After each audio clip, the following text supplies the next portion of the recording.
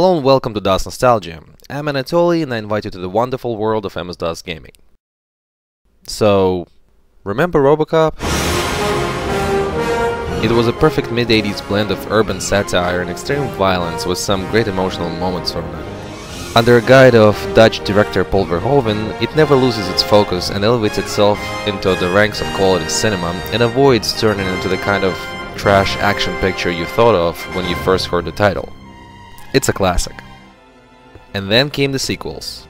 RoboCop 3 was an abysmal pile of schlock, a perfect example of a bad sequel, and the less is said about it, the better. But there was one good thing that came out of RoboCop 3. It's a 1992 PC game of the same name. The game was published by Ocean Software and was developed by Digital Image Design, the company famous for its flight simulator games like F29 Retaliator. The game features levels but different gameplay that can be played following the story of a film, in the movie adventure mode, or in any order in the arcade action mode. The game opens with a driving section. This level has Robo chasing after a van full of criminals. The idea here is to keep ramming into the van until it stops. You have complete freedom to drive wherever you want. Most of the buildings look unique and you won't get lost thanks to the minimap and the fact that the city itself is not that expansive. After you chase down the van, you'll have to drive to meet up with Officer Lewis. Cool thing about this level? Traffic that dramatically gets out of the way of the van. Not cool thing in this level is the fact that any collision made at a fast speed is pretty much deadly. As it turns out, RoboCop is not as invincible as in the movies. This forces you to be more careful during the chase, and for me it takes away from all the fun that could have been there. There's more than one driving section in the game, but they're pretty much the same and have you either just drive to a different location or chase that very same van. Next up is the best part of the game, the first-person shooter. Here you really feel like RoboCop. You get to protect the innocent and uphold the law.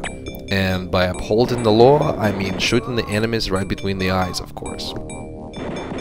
First FPS mission has you rescue Lewis. Her location is random each time you play, but you get some sort of a radar pulse to indicate that you're getting closer. Shooting a civilian will result in loss of efficiency, which is basically your health in this game. Cool things here? You feel just like Robo with somewhat faithfully recreated targeting and the directives running on top. On the church level, you have to leave the building to rebel against the OCP and shoot a bunch of corrupt cops and add 209s. Not cool things? The turning is very slow and there is no way to walk backwards, so many times you'll find yourself being pumped full of lead before you even get to see who's doing it.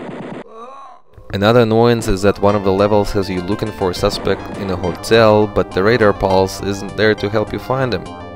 And considering that the hotel has multiple floors and a ton of enemies, the level quickly becomes very annoying. A real shame because it also features my favorite bit of music in the game. Arcade Action Mode also has an additional FPS level that takes place inside the OCP tower.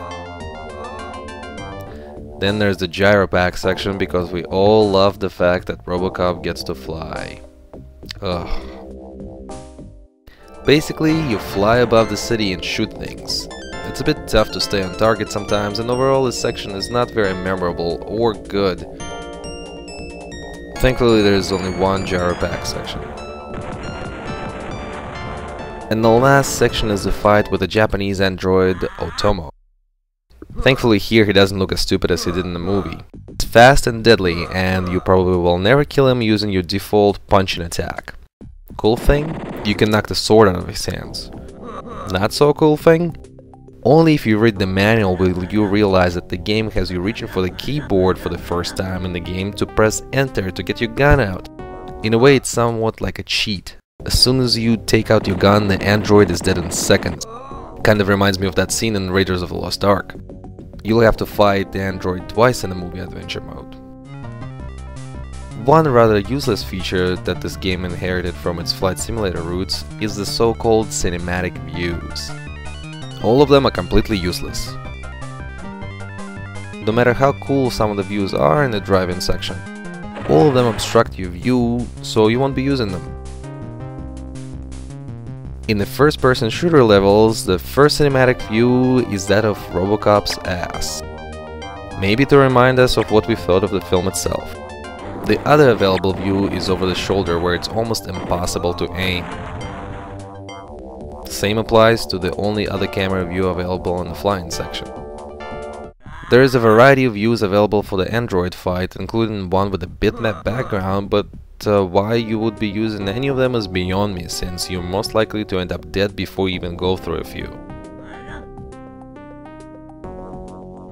The visual side of the game is pretty good. I have a soft spot for this kind of early 3D, and the environments here are rather well done. Levels have opening cutscenes that use real actor likenesses, and sometimes you get some 3D in those too. It's also pretty neat that the whole game can be controlled using only a mouse. That was pretty unusual for the time. You can switch to keyboard controls, but the game is much better played with a mouse. The audio is not so great. Music is alright, but the sound is pretty sparse, and no matter what device you use, only one digital sound can be played at a time, which really messes with you on the level where you have to rescue Lewis in under 2 minutes, because you can't hear the radar if you're shooting or being shot at, which is pretty much most of the time. So yeah, it's not a great game, and let's be honest, it didn't age well, but it's not bad. For a movie tie-in game, it's actually rather good. It also happened to come out almost a whole year before the movie itself hit the theaters due to Orion Pictures sorting out its financial problems and delaying the film's release. To me, all the other RoboCop games, no matter how good they were, always felt a bit off. Yeah, it was fun to shoot things, but the sight of RoboCop jumping always rubbed me the wrong way.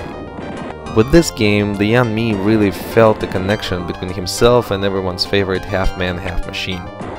It had some neat features and decent graphics, but most importantly, it put you inside RoboCop. I'd buy that for $1. And this is it for this episode of Dust Nostalgia. I'm Anatoly, see you next time, and thank you for your cooperation. Good night.